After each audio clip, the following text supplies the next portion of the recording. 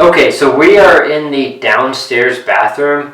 Today, we're going to start the tile process. I'm going to start off with waterproofing the tub shower area. So what we're going to do is waterproof up about 6 feet, and then we're going to tile the entire wall, but since the top 2 feet aren't really subjected to actual water, we're not going to waterproof that. We already have this waterproofing on this wallboard, so it's just going to be kind of an extra barrier. So we're still going to waterproof with a Schluter system around the first 6 foot and the window for sure. And then we are going to do the floor in a Schluter system as well.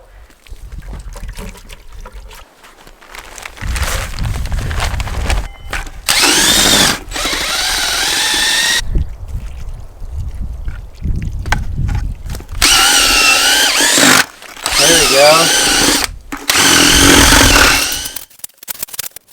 Okay, so we're using a Schluter system on the wall as well as the floor to waterproof it. We're using the Curdy membrane on the wall, and you just apply it with a unmodified thin set. And Schluter gives you a specific size notched trowel they want you to use to apply it.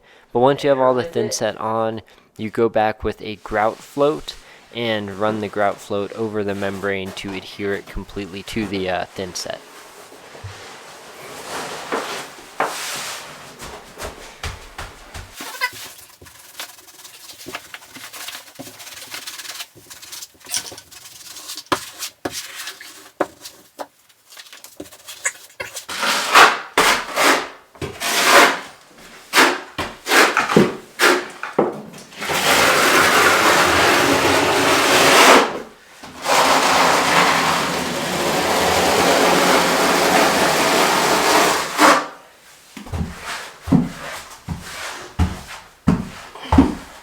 This membrane is actually pretty expensive, however the extra layer of protection it adds I think is well worth it.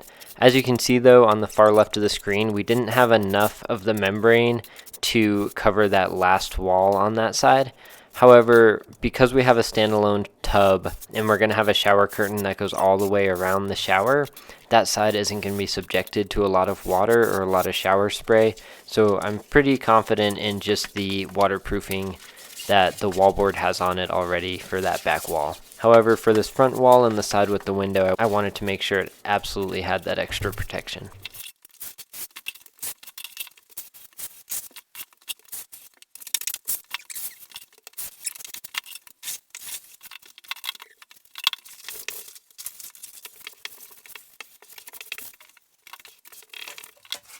And then for around the shower control as well as the shower head, they make a gasket that fits into the hole so it seals off the edge of that wallboard, making that completely waterproof. So we went ahead and applied that in those two areas.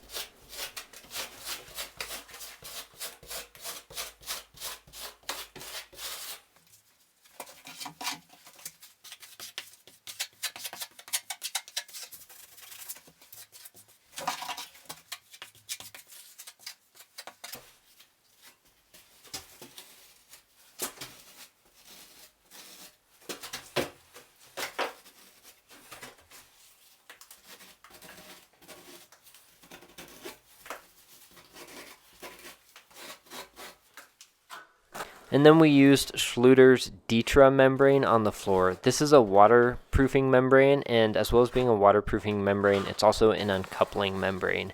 So an uncoupling membrane is needed for wood subfloors when you put tile on top of them. What they do is they allow the wood to expand at a different rate than the tile expands. If I just put the tile directly on the wood, and the wood would expand and contract, it would cause cracks to form in the grout lines of the tile. And this just allows that wood to expand while keeping the tile in the exact same place. So it's pretty necessary on any wood subfloored homes.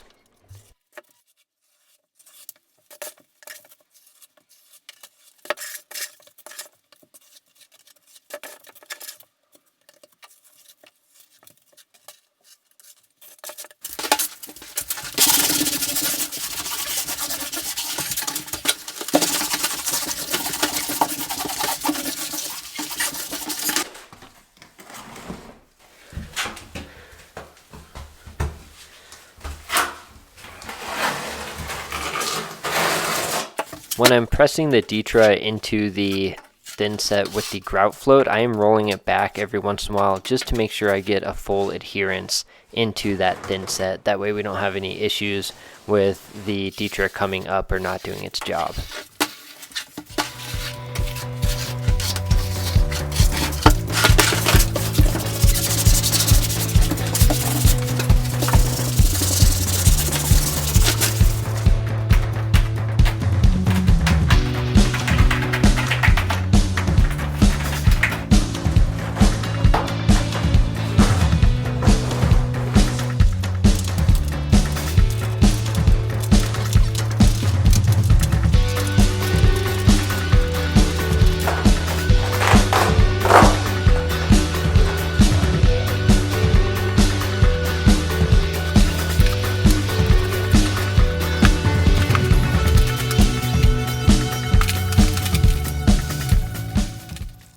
The next day we started on the tile. I had one of my buddies come over and kind of help us. We're doing hex tile on the floor and then a wood faux tile on the walls in the bathroom. And he's done hex tile before. I was a little nervous about it. So he just came over and helped us kind of lay it out and figure out those issues. However, I forgot the camera, so we missed that whole first day of laying the tile. As you can see here, we already have one wall of the bathroom laid, and now we just have to finish those other two. We did a little bit of pre-planning with the wall to make sure that we weren't going to end up with a little sliver of a tile on the top or the bottom, so we just had to shave off about 1 inch of the tile on the bottom, and I think about 1 inch of the tile at the top as well. When I put this first row down, I made sure it was perfectly level, and that way hopefully as we went up it would continue to stay level.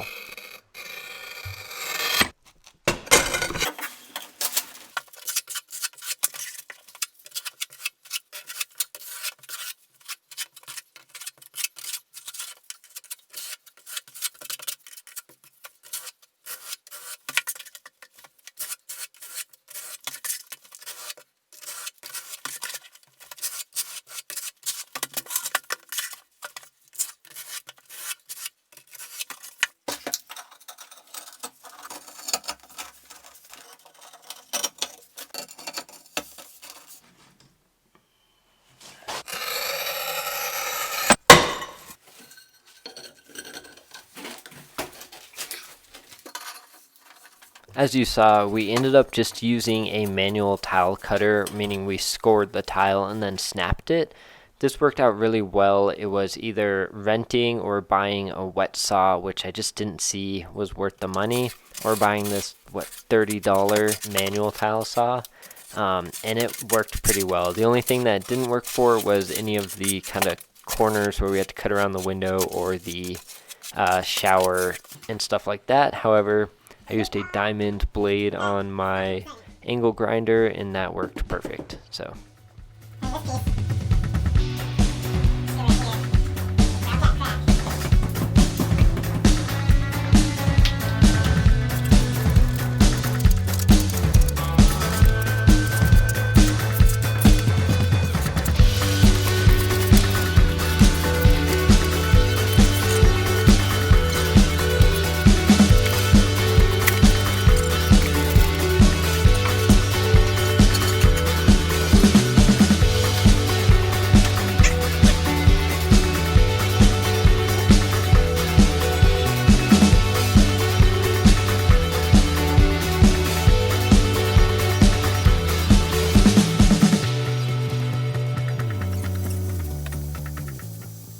So the first day that I forgot the camera, we had tiled the mudroom and laundry room area completely and stopped right before we got to the hall. We wanted this kind of interesting wood tile transition that you can see kind of cut out on the Ditra. We just dry fit all the tile in the pattern we wanted, marked it out on the floor, and then cut the Ditra to match. After we laid that down, it was just a matter of laying the tiles down where they went, and it was honestly pretty easy to do. We did want that seamless transition between the mudroom, hallway, and the bathroom. That being said, we didn't do a lot of planning like we did on the wall to make sure we were going to end on a full tile, just because getting 3 walls to line up, having to end on a full tile, wasn't really practical. So we didn't do any pre-laying out to make sure that we would end on one, and we just sent it and started with a full tile at the end of the mudroom, and it worked out going to the bathroom pretty well.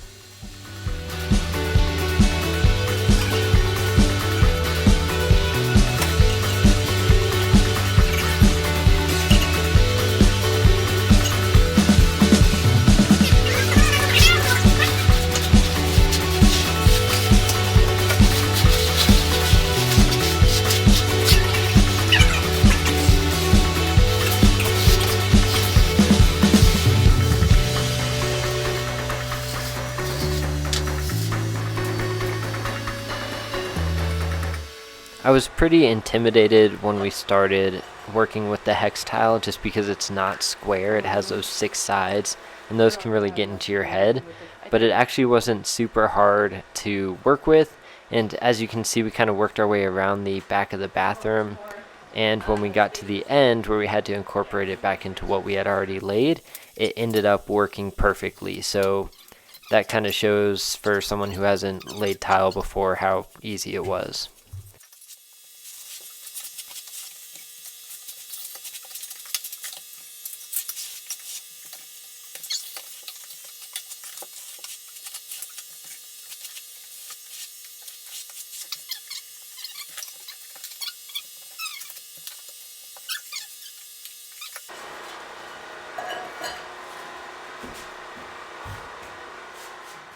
Before the thin set had hardened too much, we went around and cut off the extra Ditra and then scraped up the thin set.